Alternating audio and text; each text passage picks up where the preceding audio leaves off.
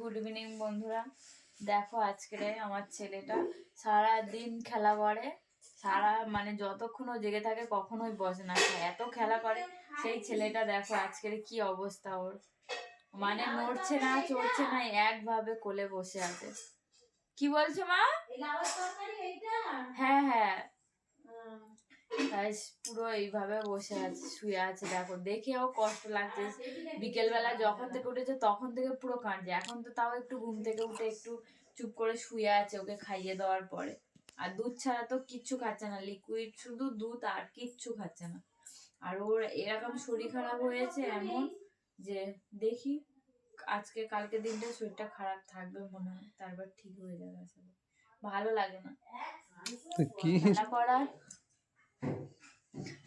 খেলা করার ছেলে তো শুয়ে পড়েছে, খুব ভালো লাগছে। চলো টাটা।